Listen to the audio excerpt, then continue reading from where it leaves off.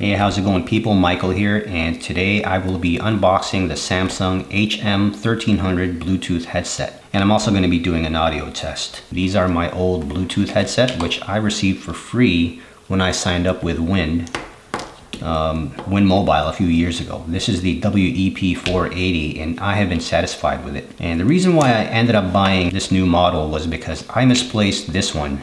Well, eventually it turned up, as it always does, but now I have already bought this one. Some of the features that I liked about the WEP-480 are the audio quality at my end is excellent, and at the other end I'd say it's good enough. It's lightweight. After just a few minutes I can't even tell that I have it on. I also like that it's small and simplistic in design. I've seen some really fancy looking devices and they just don't suit my taste. The battery can last for days, sometimes weeks, on a single charge, and I use it even at home. This can be purchased online at Amazon for around $23, and even then at that price I'd say it offers considerable value. And hands-free in general just frees up my hands while conversing, allowing me to drive or type at the same time. And because of these reasons I developed a preference for Samsung. Previously I had a Nokia Bluetooth device which was larger, heavier, and needed to be recharged every other day. So let's go ahead and unbox this thing.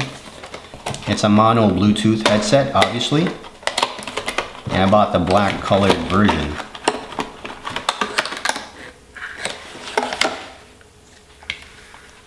It is also available in orange, blue, green, pink, and white, or so it says on the Samsung website.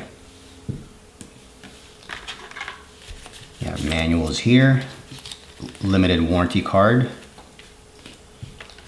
and it comes with a charger,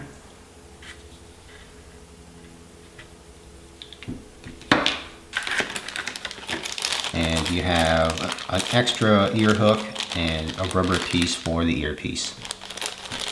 Let me go ahead and zoom in.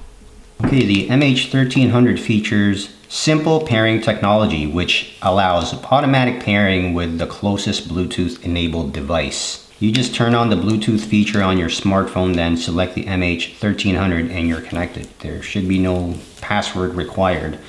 So far these features already exist on the WEP-480, except the built-in multi-port technology, which allows you to pair two different devices at the same time. And this is useful for people who carry both a business phone and a personal phone. I haven't had a need for this feature yet. As far as weight, they weigh the same. They're both 10 grams. But the MH1300 is 1 millimeter longer and a half a millimeter wider, not by much.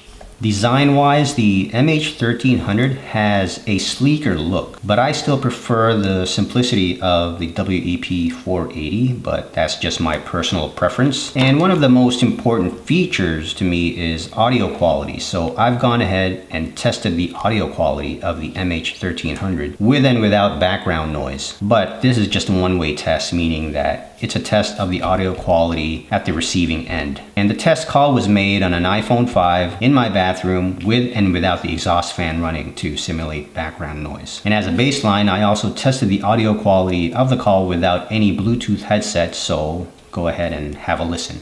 This week, NASA's New Horizons probe made the first ever flyby of distant frozen Pluto.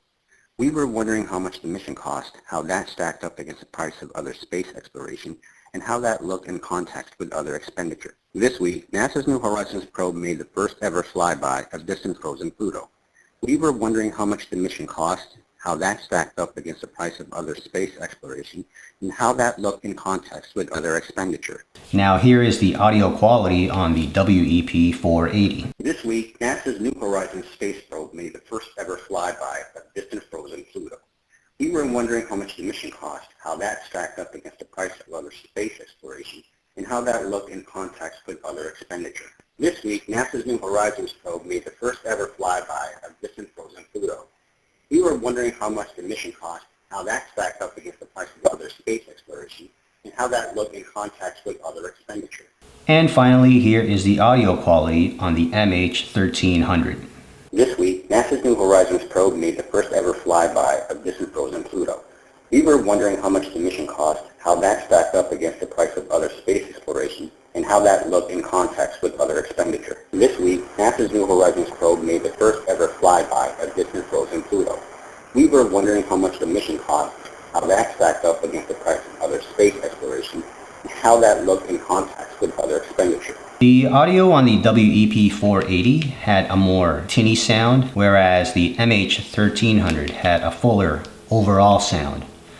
Well, I'll leave it up to you to judge the quality. So there you have it, people. I think I'll end it at that. If you found this video to be helpful, please hit that like button, or better yet, hit that subscribe button, and I'll see you in my next video. Thanks for watching.